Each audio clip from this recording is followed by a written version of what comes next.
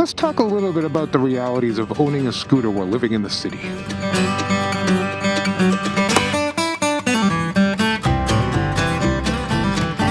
Hey, this is Bug, and I've been riding in the city now for less than a year. My prior experience on two wheels comes in two forms. My first motorcycle was a 1979 Honda CX500.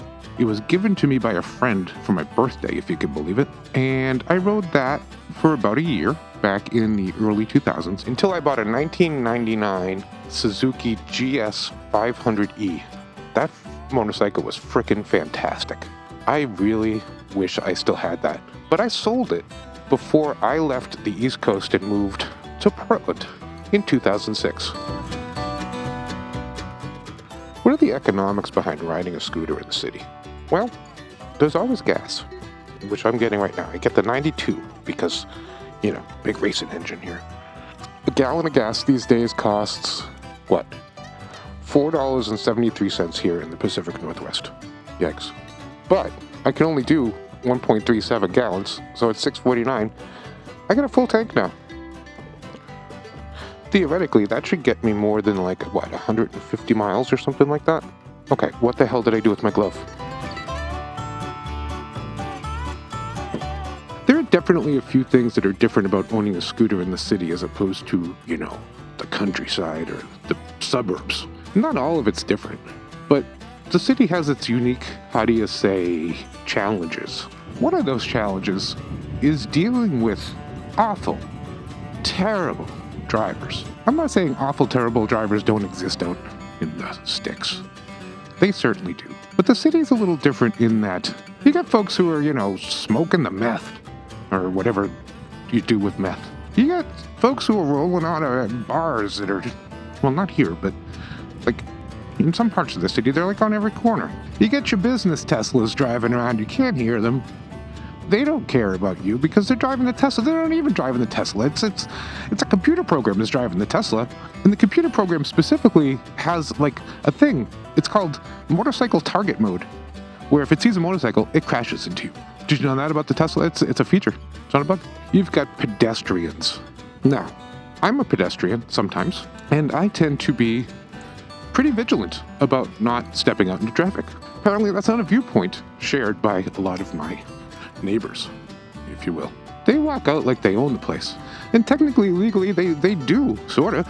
But, have some common sense.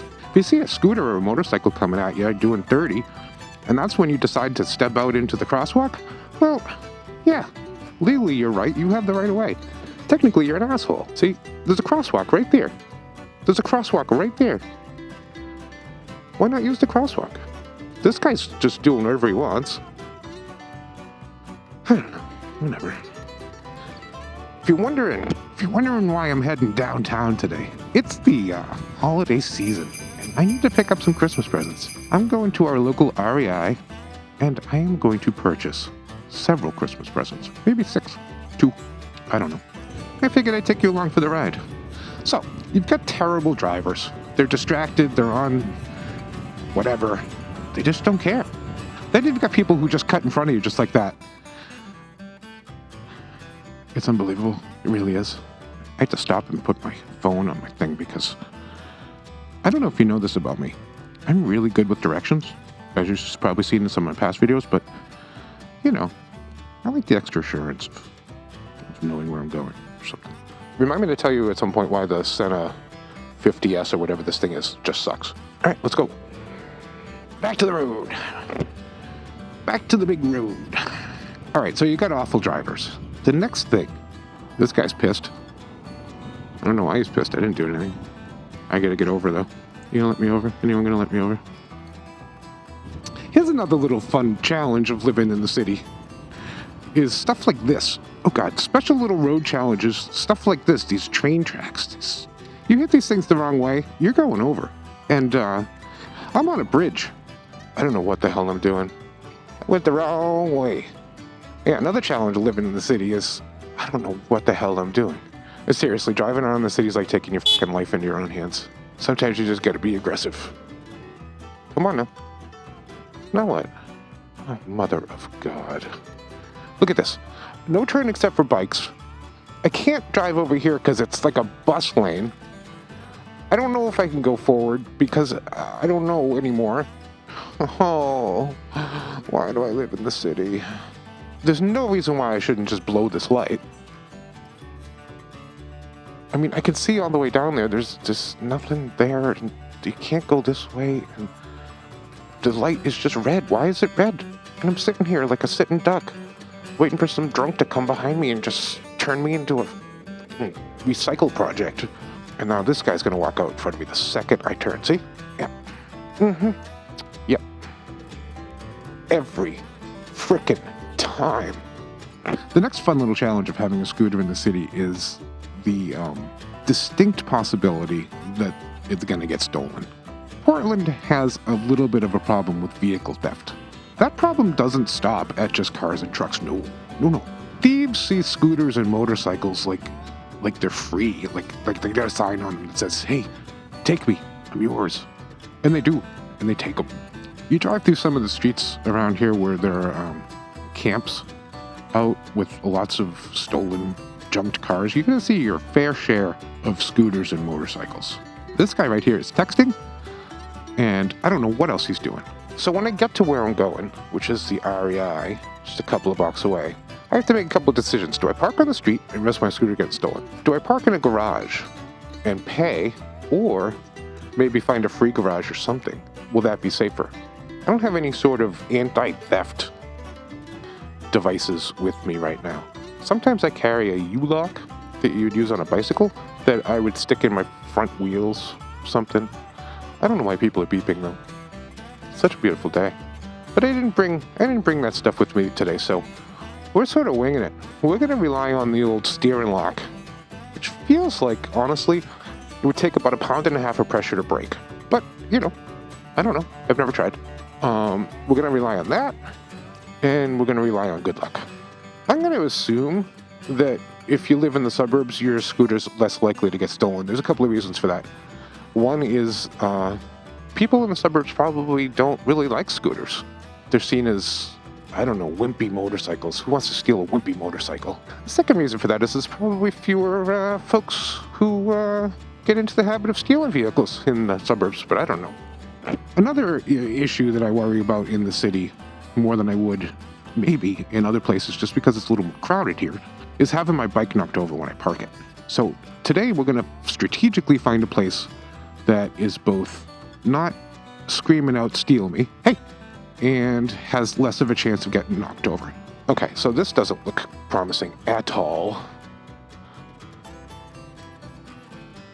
So what do I do here? There is a garage. Let me go see if I can take a look at that garage.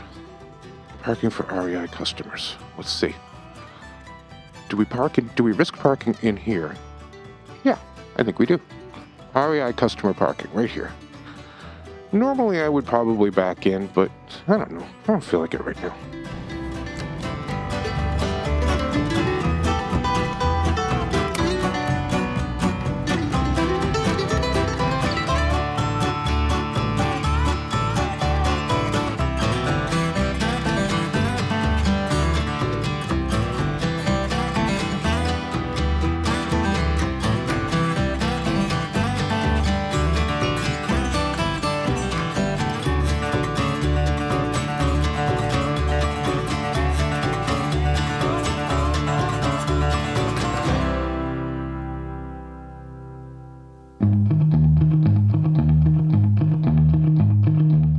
So this is the advantage of having a scooter in the city, is being able to zip around, getting into and out of little parking areas that you might not be able to do in a bigger vehicle.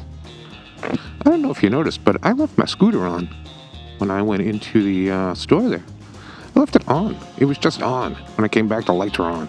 Let me tell you, I've done that so many times. I've actually drained the battery on my Vespa GTS in Bianco Innocente. 3 times. 4 times. 4 times now. I've drained the battery and had to put it on the battery tender. Thankfully, none of those times occurred when I was away from home, but they occurred, and it's irritating. And I really wish this just had a key. So when you take the key out, there's no chance of it being left on. With this thing, you leave it on, and I just gotta tell you, it's a thing. It's a thing. So being able to zip around in parking lots and stuff like that, if you don't get knocked over, it's a pretty cool deal. Having this little scooter, that is such a nice ride. Oh dear God. And just like that, we're out of the busy part of the city and back to the shitty part of the city. I don't know. I'm driving between train tracks because I'm petrified to move even an inch to either side. Good times. Let's go back and talk about whether or not a scooter in the city is economical or more economical than, say, having a car. The scooter itself is an expensive version of a scooter. Let's just clear that up. My insurance is probably somewhere around $25 to $30 a month. Now, I got a few things going for me when it comes to the price of insurance. I've got years and years of experience. I'm older than dirt, and I pay cash for the scooter, so I don't have a bank telling me how to insure this and how much to insure it for and all that. I can basically choose whatever insurance I want, but I did insure it well. And again, I think it's like under $30 a month for insurance. My truck is ridiculous insurance. God, I don't even know.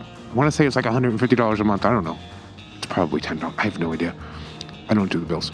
Anyway, I know it's much more expensive. Gas-wise, like I said in a previous video, the truck is terrible on gas. This thing does great. Like you saw, I just got, what was it, $5 worth of gas, and that'll last me. I mean, the way I drive probably a week or two? I don't know. It depends. Well, we got Christmas coming up, so I'm not going to be riding. I'm going to be miserable. I guess my point here is if I had one, which I'm not sure I do. Based on the economics alone, if I had to choose, I would go with the scooter because there's nowhere I really need to go. Like if it snows and I'm stuck in the house for 5 days, no one's going to notice. Back to the parking thing, I have to actually say that having a scooter is both an advantage and a disadvantage in the city. The advantage is, you can park more places, I guess. It's easier to get in and out of parking lots, like I said. The disadvantage, at least for me, because I'm a big wuss, I don't like to park my scooter like just anywhere. Like I'm not going to park like over here, right? I don't know why. I would if I had to. I don't like to park between cars. I don't love parking at the end of a like at the corner of a road, because I feel like I'm going to get clipped or something. If I park between cars, I'm going to get smushed. Someone's not going to see it. So I'm not saying I don't, and I'm not saying I won't take my scooter. Like, it doesn't prevent me from going places, but it's a concern. And sometimes maybe sometimes it takes me longer to find a parking space so I can find one that I'm comfortable with. Now check this situation out though. So say I'm hankering for a non-alcoholic brew and I want to go to my favorite bar. Check this out. This is the best thing ever. I have like my own personal parking space. Look at this. Watch this.